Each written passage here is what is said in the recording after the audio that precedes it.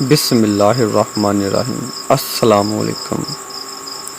سلطان مراد Turkestan کا بادشاہ تھا۔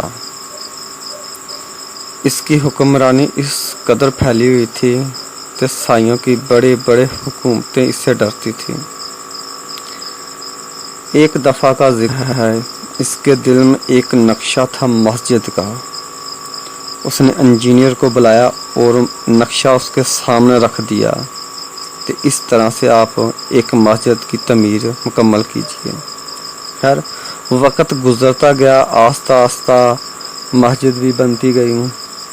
جب مسجد بن گئی تو اس نے بادشاہ کو بلایا اور کہا مسجد بالکل تیار ہو گئی، آپ دیکھیں۔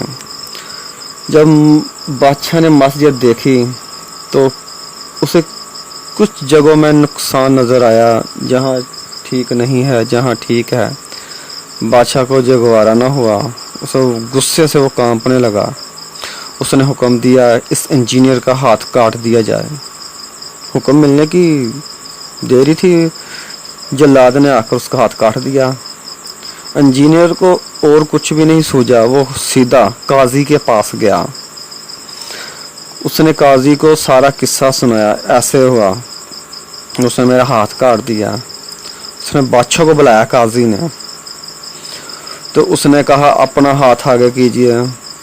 قاضی نے حکم دیا، قاضی نے کہا بادشاہ کا بھی ہاتھ کاٹ دیجئے۔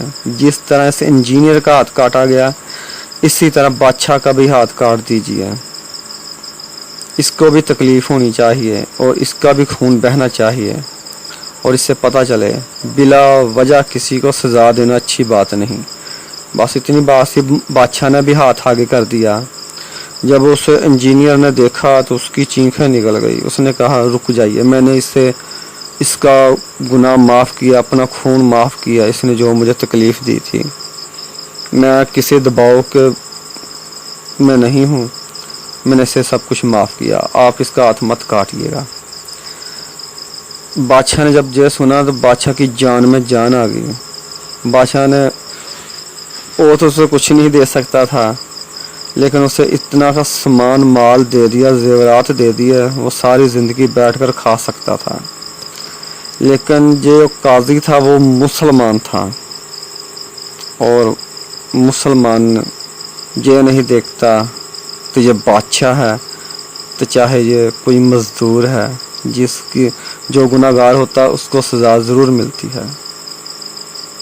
آپ کو میری بات سمجھ میں آ ہی گئی ہوگی۔ اگر آپ کو میری بات پسند آئی تو ہمارے چینل کو سبسکرائب اور شیئر ضرور کیجیے گا۔ اس ویڈیو کو اپنے تمام دوستوں تک ضرور شیئر کیجیے گا۔ اپنا خیال رکھیے گا۔ خدا حافظ۔